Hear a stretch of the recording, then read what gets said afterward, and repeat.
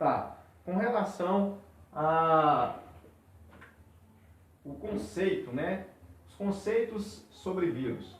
Pessoal, o vírus, ele é similar a um vírus infeccioso humano, tá? E até por isso o nome vírus. Quando a gente para raciocinar, o vírus que existe hoje, que circula hoje no meio humano, e a tendência dele é causar dano, é causar o mal, né? É destruir. Bom, o vírus de computador tem a mesma finalidade.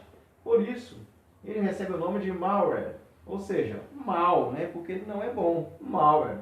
E nesse caso, ele é um software malicioso. E eu vejo muita gente perguntando, o que é software? Pessoal, software é o mesmo que programas, tá bom? Software é o mesmo que programas. Em outras palavras, o vírus é um programa, tá? É feito por um programador, uma pessoa que teve o período para avaliar um código e esse código trouxe vida a um vírus. É interessante explicar para vocês que quando a gente fala dessa questão de código, um vírus não se cria sozinho, tá? Então não existe a possibilidade nenhuma de um vírus surgir do nada. Um vírus de computador não surge sozinho. É preciso um programador para criar esse vírus. Ainda falando sobre essa linha de raciocínio, que o vírus ele é programado, nós entendemos que alguém criou o vírus para prejudicar. E é interessante que aí eu ouço muita gente falar assim, mas isso é um absurdo, isso é quase inacreditável. Quem é que vai criar um vírus para prejudicar os outros? Bom, existem pelo menos 3 exemplos de pessoas que criariam um vírus que eu poderia citar para vocês. O primeiro exemplo de uma pessoa que poderia criar vírus para nos prejudicar seria as pessoas que são vândalos. Os vândalos, eles criam aquilo ali por lazer. É quase parecido, é quase como se fosse dizer uma pessoa que faz pinchação. A pessoa que faz pinchação, ela está gastando o tempo dela, ela está gastando o dinheiro dela, porque as tintas são compradas, e ela está gastando também ali, naquele mesmo período, o intelecto dela para criar algo que vai prejudicar. Entendam bem que eu não estou criticando quem faz grafite. O grafite é uma arte e a diferença principal do grafite é que ele é autorizado. Alguém vem e autoriza, olha, pode fazer um trabalho de arte na parede da minha casa. O ato de pinchação é diferente. O ato de pinchação, a pessoa faz algo que quer prejudicar alguém para deixar ali sua marca registrada, mesmo que ela não esteja ganhando nada com aquilo. Ao contrário, está tendo prejuízo. Tá? Quando a gente fala dessa forma, a gente começa a ver que, na verdade, sim, existem muitas pessoas que fariam isso. Mas, repito, eles não vão ganhar nada, é só pelo ato de destruir. E por isso, são minoria. É a minoria das pessoas que fazem isso para não ganhar nada, ainda que elas existam. O segundo ponto de pessoas que fazem isso são pessoas que se intitulam hackers, mas não são. O hacker é uma nomenclatura que se dá a pessoas que trabalham na área da programação e conseguem fazer algo além. Eles conseguem atingir altos patamares dentro da área da programação. Quando nós falamos dessa forma, nós entendemos que aqueles que trabalham como hackers verdadeiramente não se dariam ao trabalho de ficar criando vírus a troco de nada. E aí nós temos aqueles que se intitulam hackers, mas que na verdade o nome mais adequado seriam curiosos. E aí os curiosos precisam testar o seu fruto da sua curiosidade. Uma vez que um programador, uma vez que um estudante de programação se senta no computador e desenvolve um vírus, ele precisa testar o vírus para saber se vai funcionar. Existe uma história antiga de um certo fazedor de espadas que recebeu a encomenda de uma espada muito cara. Foi dito a ele que se ele conseguisse fabricar uma espada e ela conseguisse dividir um pedaço de madeira ao meio, sem haver a necessidade de esforço, somente com um leve movimento, o encomendado pagaria para ele um valor muito alto. Bom, fato é que ele conseguiu fazer essa espada, visto que ele era muito bom no que fazia. O problema é que quando foi pego a espada pelo então samurai, ele constatou que não havia nenhum pedaço de madeira por perto para que ele fizesse o teste. E não era de se surpreender que ele pensasse que a resistência de um tronco é mais ou menos a resistência de um osso. Onde será que ele testou a espada dele?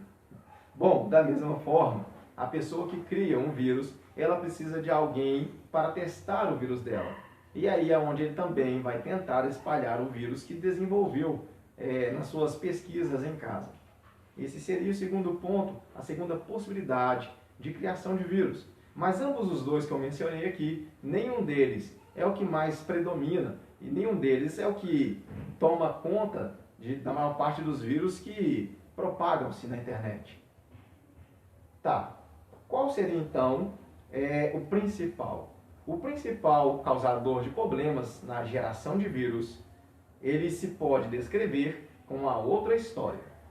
Como seria a vida humana se não existisse vírus? Melhor, como seria a vida humana se não houvesse nenhum tipo de doença?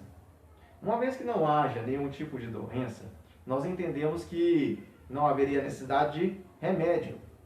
Os remédios passariam a ser inúteis, de uso zero, e assim as empresas farmacêuticas e assim também os médicos viriam a decretar falência, né?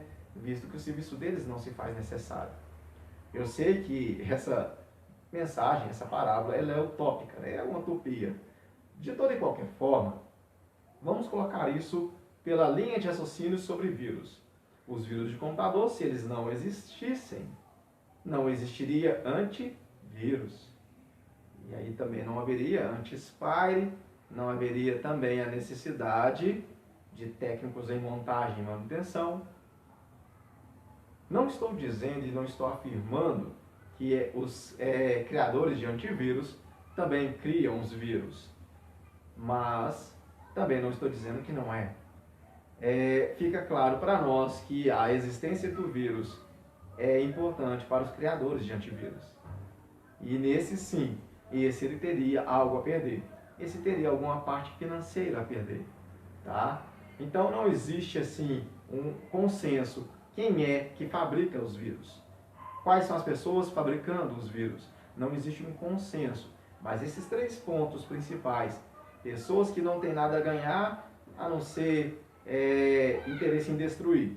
Pessoas que não têm nada a ganhar, a não ser o interesse em continuar estudando e desenvolvendo. E pessoas que até têm a ganhar, de alguma forma. Esses três pontos, tá? Bom, se o software malicioso é conhecido como malware, logo ele é um vírus. Se cair para vocês em uma prova ou qualquer outra circunstância onde vocês precisem identificar o que é um vírus, nós temos agora uma definição. O problema é que essa definição ela é muito familiar com outras. Eu mencionei software agora mesmo, que é um nome similar. Adware, spyware, ransomware. Pessoal, todos esses são nomes similares. O adware, ele é responsável pelas propagandas. Quando a gente fala sobre propagandas, a gente entende assim, não, peraí, tá tranquilo, né, cara? Ele é responsável pelas propagandas. Então, na verdade, ele é benéfico. Não exatamente, apesar de ele não ser um vírus. Repito, adware não é um vírus. Pessoal, antes de eu dar sequência, vou dar 2 minutos para vocês fazerem perguntas sobre malware. Ver se vocês têm alguma dúvida, tá? Nesse meio tempo também estarei tomando um pouco de água.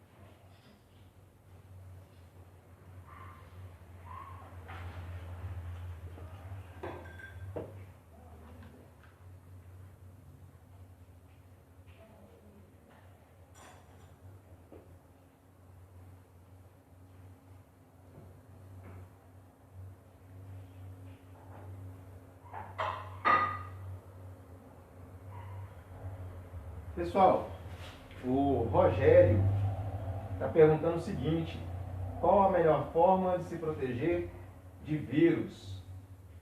Rogério, a melhor forma de se proteger dos vírus é o conhecimento, tá?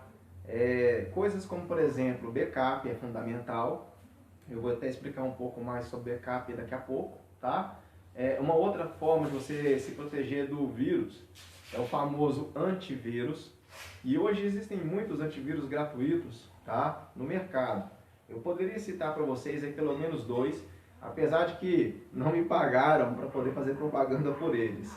O primeiro deles que eu poderia falar é o Avast, tá? Muito famoso, muito conhecido no mercado. É bom, serve, atende bem às nossas necessidades. O uso do antivírus também é fundamental, tá bom? É importante que você saiba usar o antivírus. Posteriormente eu vou explicar melhor sobre isso. Mas, por exemplo, quando você vai conectar um pendrive no seu computador, o correto é que você faça o escaneamento, tá? O primeiro passo a ser feito é escanear a máquina, tá? Escanear o pendrive, perdão. Caso você utilize aí um HD externo, a mesma coisa. O ideal é fazer o escaneamento.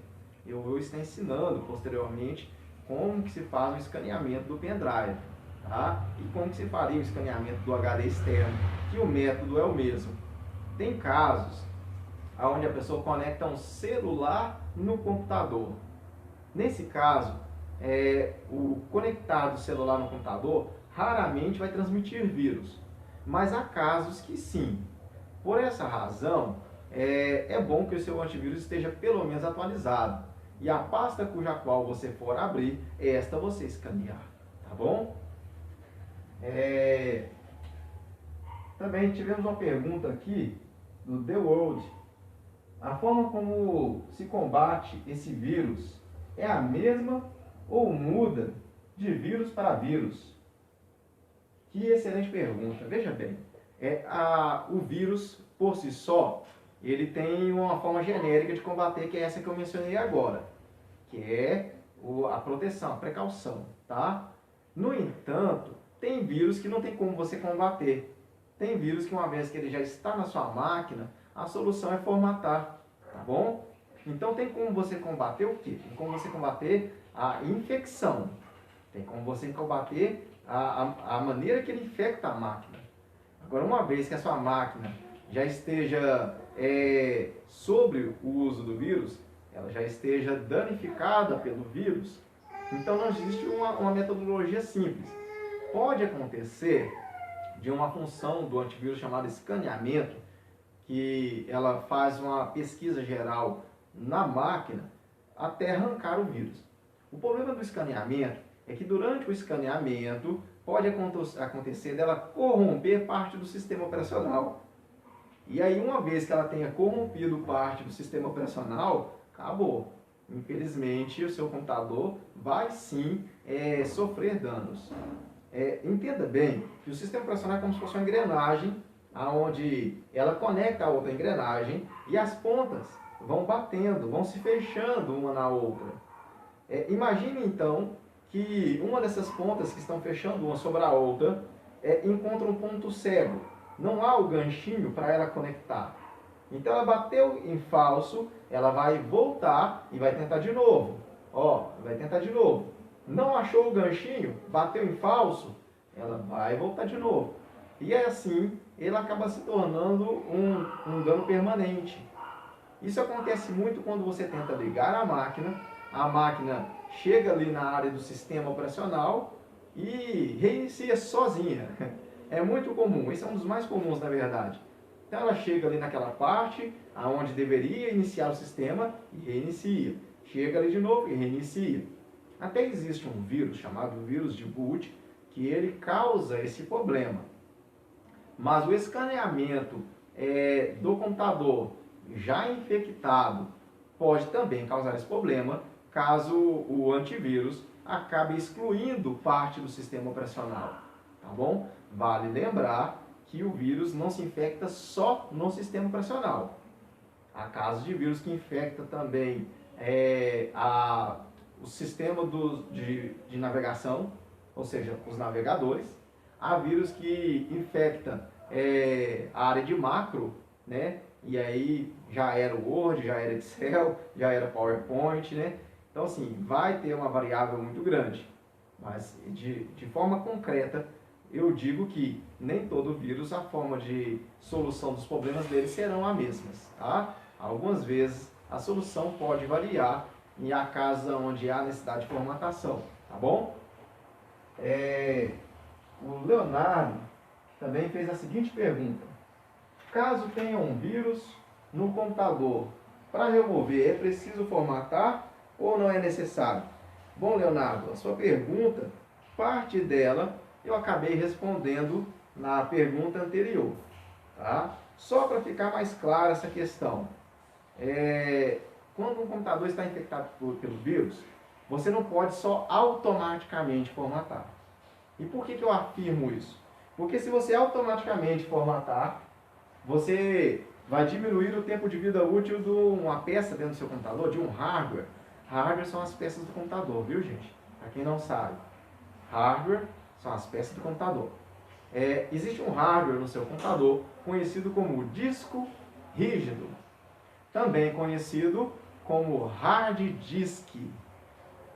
A maioria de vocês não deve conhecer nem disco rígido, nem hard disk, mas devem ter ouvido falar HD. O HD é uma peça que existe dentro da máquina de vocês que é responsável pelo armazenamento. Inclusive, ele armazena o sistema operacional. E, inclusive, os vírus vão parar dentro do HD, tá? Porque os vírus são softwares. Bom, uma vez que o vírus se aloja dentro do HD e você, ao invés de remover o vírus, automaticamente já formata, você expõe a vida útil do seu HD a menos uma formatação. É como se fosse uma folha em branco. Pensem comigo em uma folha em branco. E aí, de repente, eu começo a escrever coisas que eu considero importantes nessa folha. E aí, de repente, eu percebo que uma das coisas que eu escrevi na folha não ficou legal. Eu não tenho ali a possibilidade de apagar só uma parte da folha. O que eu faço? Apago tudo e reescrevo. Quando eu apago tudo e reescrevo, eu quero que vocês entendam que por mais cauteloso que eu seja, por mais cuidadoso que eu seja, a folha não está mais como era antes. Ela sofreu uma perda. Suponhamos que aí, eu continuando a minha escrita, chega um certo momento que, olha, novamente, escrevi algo errado na folha. E novamente eu vou ter que apagar tudo que está na folha e reescrever do zero. Vai chegar um momento que de tanto eu apagar e reescrever, apagar e reescrever, apagar e reescrever, a folha vai ficar inutilizável. Ela vai ficar muito ruim, a ponto de não entender o que eu estou escrevendo mais. Isso porque ficou marcas das primeiras vezes que eu apaguei. Quando vocês pegam um computador e decidem formatar o HD dele, vocês estão fazendo o que? Vocês estão pegando tudo que está nele, apagando para reescrever um conteúdo novo. É claro que não é proibido formatar, e é claro que, diferente de uma folha de caderno, o seu computador ele aceita ser reescrito muitas vezes, tá?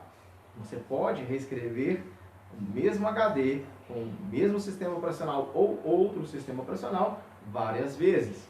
O problema é que, ainda que você possa fazer isso várias vezes, tem um limite. E este limite vai depender da marca, vai depender do modelo, da qualidade do HD, da maneira que foi feita a formatação. Tudo isso é levado em consideração.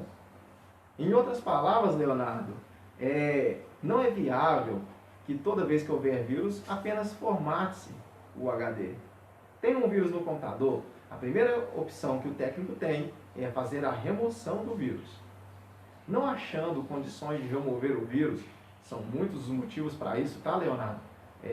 Vai desde uma situação onde nem se entra mais no sistema operacional, até a situação onde o vírus se espalhou de tal forma que não se consegue mais cercar, não se consegue mais barrar, tá? Isso também pode acontecer. E aí, nessa circunstância, sim, ele vai formatar. Mas isso só depois que o técnico constatou que não há outra opção. para não diminuir a vida útil do seu HD. Tudo bem?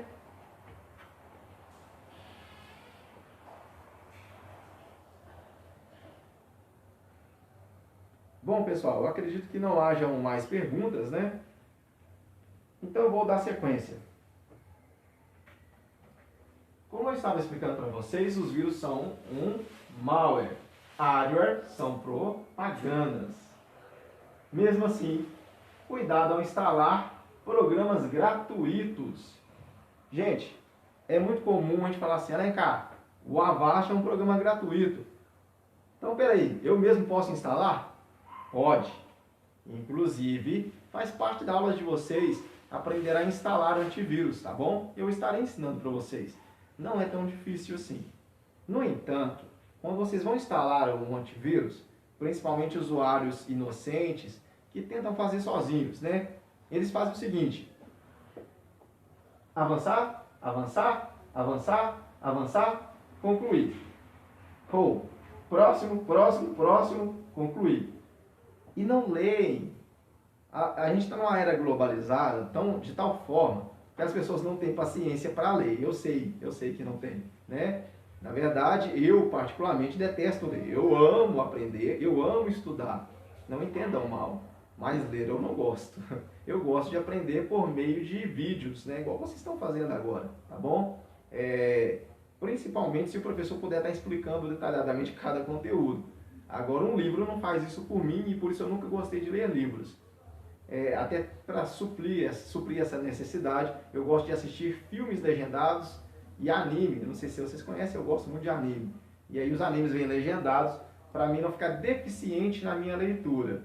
Mas eu confesso que eu detesto ler. O problema é que existem circunstâncias que a gente é obrigado a ler. Nós precisamos ler, por exemplo, quando estamos instalando um software gratuito na máquina. Eu quero que vocês entendam que o fato do software ser gratuito não quer dizer que aquela empresa não vai ganhar alguma coisa. Normalmente, as empresas que oferecem um programa gratuito tendem a usar deste programa como mecanismo para instalar propagandas. E aí, o dinheiro que eles ganhariam com o programa deles seria, na verdade, por meio das propagandas que eles instalam. E quando eu digo instalar as propagandas no computador de vocês, é instalar literalmente. O programa, ele habilita a possibilidade de que o Google Chrome de vocês vire, por exemplo, ali um carnaval, cheio de propagandas para todos os lados. Um outro exemplo comum é que ele instale outros aplicativos. E esses outros aplicativos não são de graça. Moral da história é que esses outros aplicativos que não são de graça vão ficar expondo propaganda para vocês o tempo todo, pedindo para vocês comprarem. Olha, o seu computador está com vírus. Por favor, instale um antivírus. E vai ficar nessa mensagem por tempo quase indefinido. É comum a gente ver também acontecer muito o seguinte: você instala no seu computador um programa gratuito e após instalar ele, você começa a perceber a existência de pop-ups.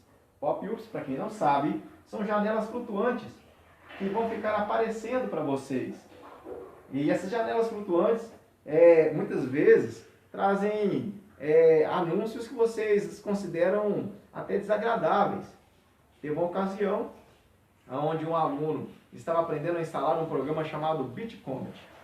Programa esse que permite baixar arquivos da internet.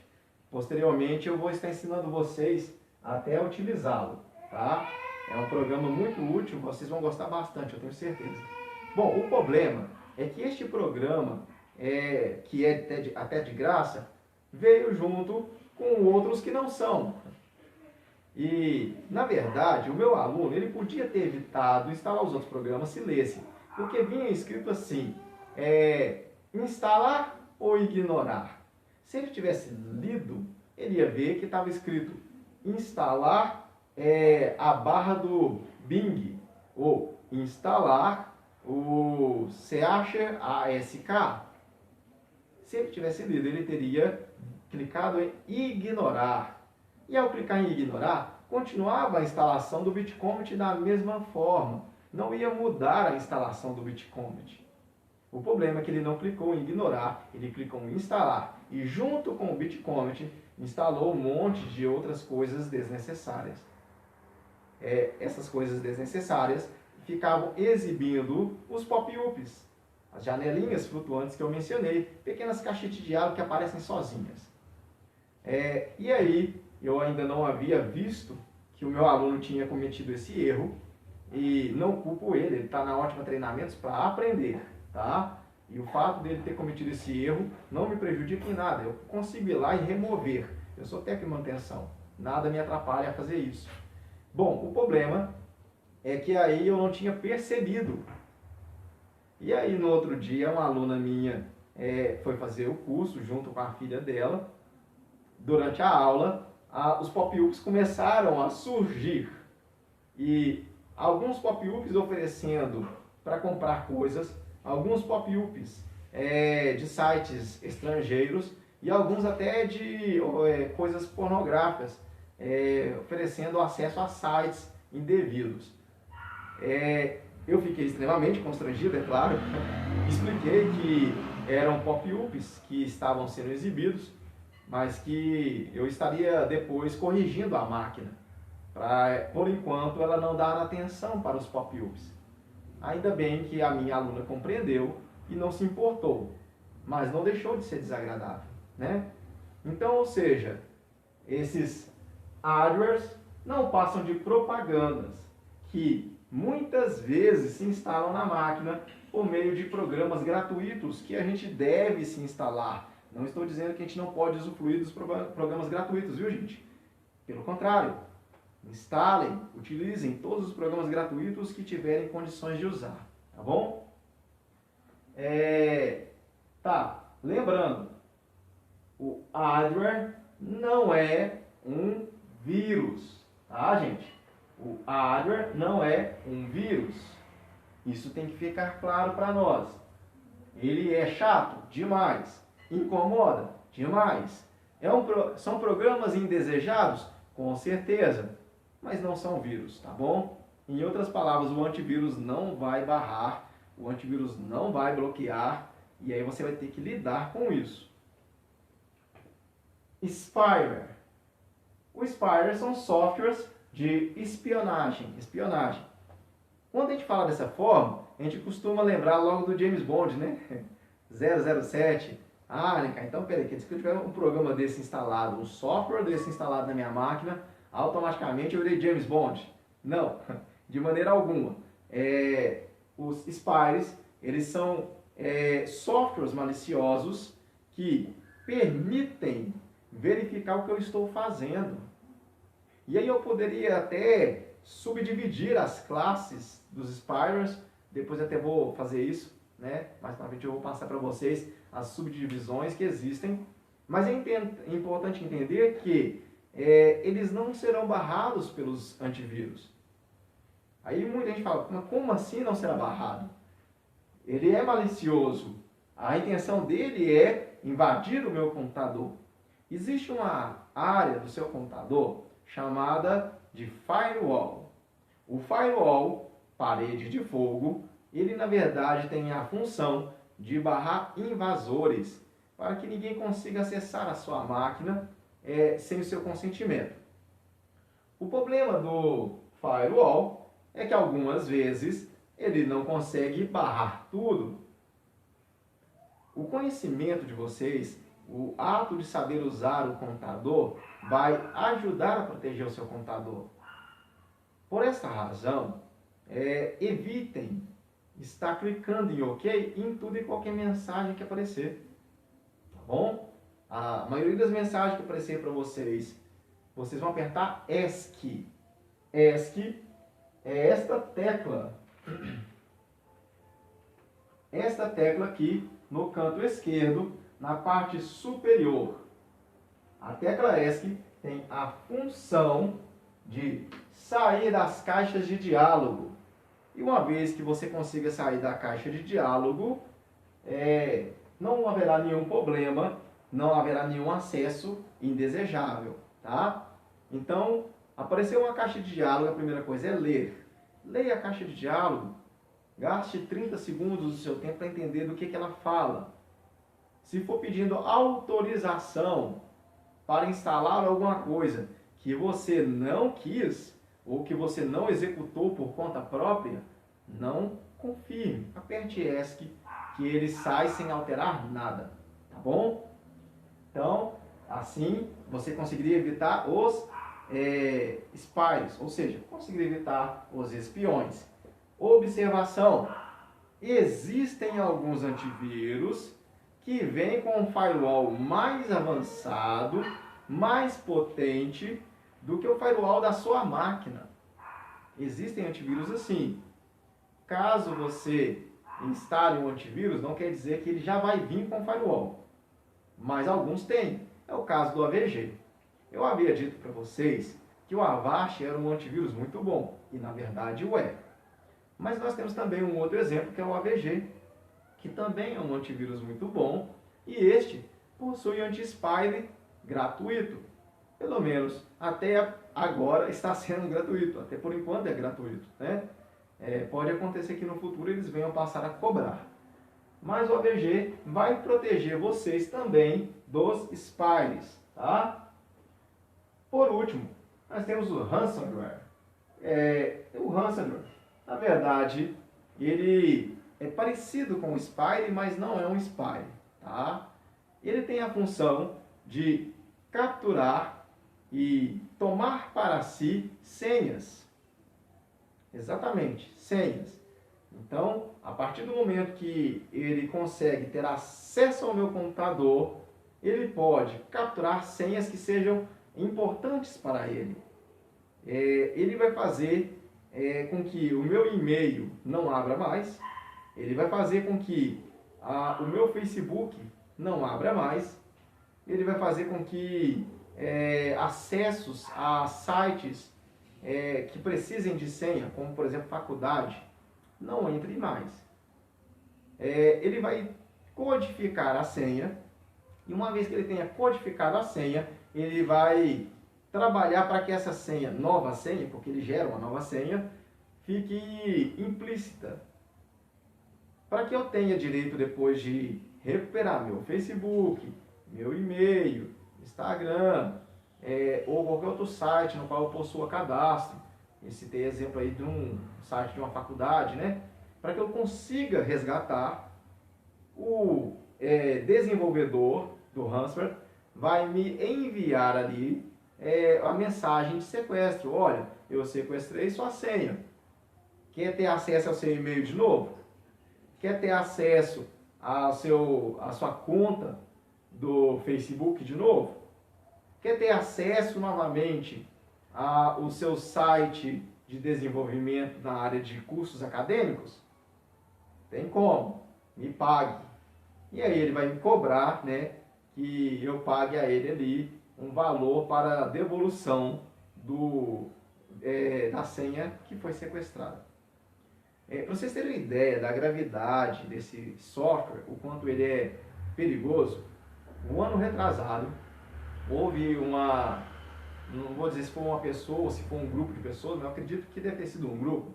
Uma pessoa só não conseguiria fazer o que foi feito. Eu não sei se 2 ou 3 anos atrás, mais ou menos nessa média, foi enviado em massa desses desses ransomware para todo o país. E desse país foi enviado para todo o mundo. De tal forma que, olhem como isso foi grave, sequestraram e-mails de companhias aéreas, sequestraram a senha de usuário do acesso ao software da companhia aérea e assim saiu sequestrando também de bancos. E adivinha o que aconteceu? Ficou todo mundo na mão desses camaradas. E aí eles começaram a exigir: quer ter de volta a senha do seu e-mail? Quer ter de volta a senha do seu acesso online aos seus navegadores? Muito simples, me pague. E aí eu ouço muita gente falar assim: né, cara, como que seria possível eles receberem esse dinheiro?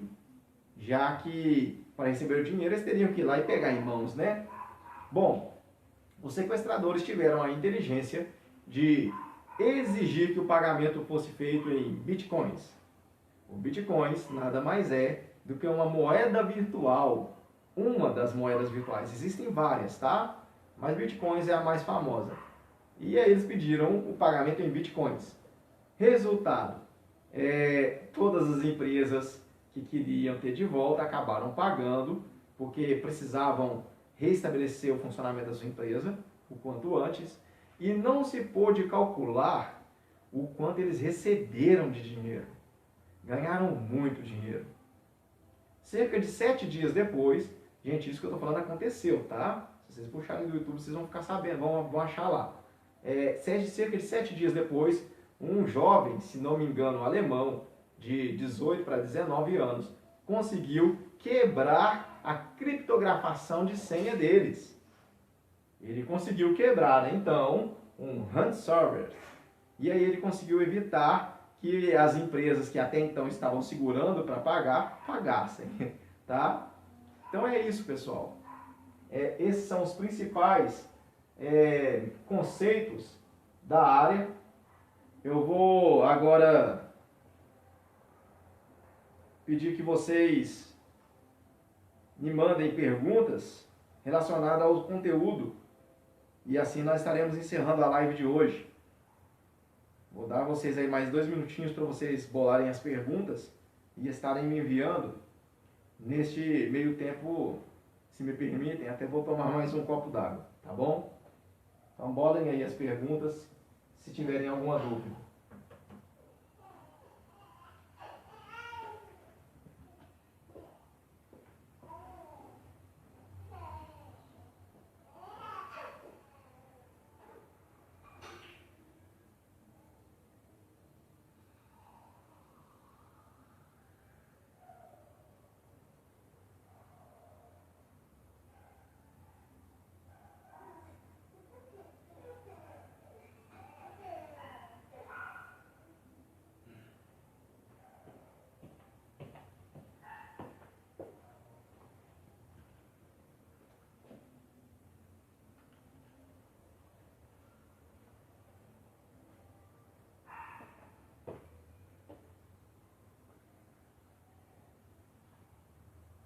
E então, pessoal, alguém tem mais alguma pergunta, alguma dúvida, algo que queira esclarecer?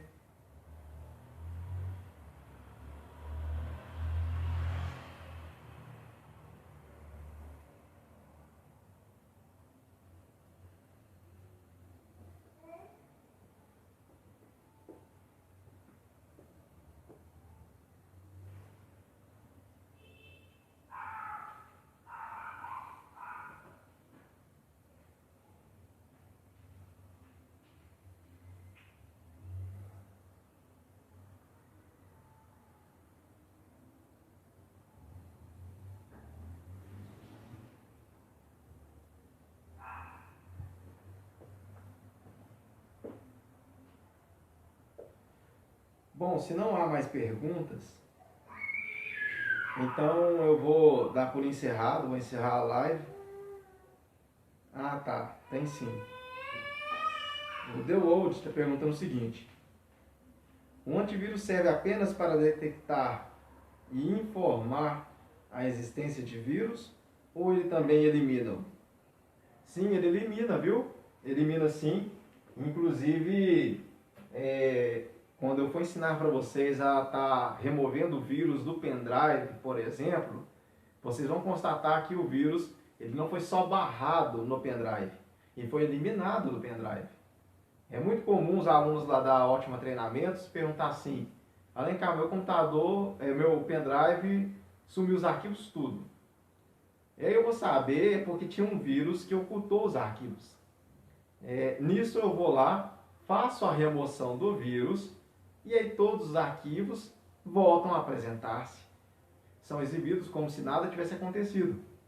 Então sim, é possível remover os vírus, tá? Antes da gente concluir, só para um entendimento maior, eu havia dito para vocês sobre a questão do backup. O backup é uma forma de segurança que vocês têm, tá? Eu aconselho vocês que sempre que possível guardem seus arquivos no local E2. Diz que o local E2 é uma área do seu computador que é responsável por armazenar todos os arquivos, tá? Lá o vírus não tem efeito. Vejam bem, lá o vírus não tem efeito. Logo, se o vírus não tem efeito, é uma área muito segura, tá bom? No entanto, é bom que frequentemente vocês façam escaneamento dela para remover os vírus que ficaram armazenados ali. Veja bem, ele não tem efeito, mas ele pode ser armazenado, tá? Então você escaneia para remover os vírus que houverem ali armazenados, mas efeito prático ele não vai ter, tá? Então é bom que arquivos como fotos, músicas, vídeos, vocês guardem neste local, tá bom? E aí, você fazendo escaneamento aqui, você vai remover o vírus, que é a resposta da sua pergunta, tá bom? Pessoal, vou dar por encerrada a live. Se eu constatar a necessidade de fazer mais algum comentário, farei um pequeno vídeo falando sobre esse comentário, tá bom? Explanando esse comentário. E se por acaso ficou alguma pergunta que passou despercebida e eu não tenha constatado, eu estarei nesse próximo vídeo, caso seja necessário, também falando e respondendo essa pergunta. Vocês terão liberdade de falar comigo também pelo WhatsApp durante todo o decorrer da semana, tá bom? Eu estarei online no WhatsApp em tempo integral para responder toda e qualquer dúvida de vocês, tá bom? Peço encarecidamente a vocês também que estudem o conteúdo. Se tiverem oportunidade, revejam o vídeo, cenas que vocês consideraram um pouco nebulosa, um pouco confusa. Revejam algumas cenas para fazer com que vocês entendam melhor o conteúdo, tá bom? Posteriormente eu devo passar um exercício para vocês, teórico, para ver o que vocês absorveram desta aula, tá? Então, desde já dou essa dica para vocês realmente estudarem. Com relação à próxima aula, deverá ocorrer agora na quinta-feira, neste mesmo horário, das 6 às 7. Observação, gente, como se trata de live, pode ocorrer cerca de 10 minutos de atraso para início e término, tá bom? Mas eu conto com a compreensão de vocês e de toda e qualquer forma. Um grande abraço e que a paz de nosso Senhor Jesus Cristo esteja com todos vocês. Muito obrigado pela atenção. Foi um prazer dar aula para vocês hoje novamente.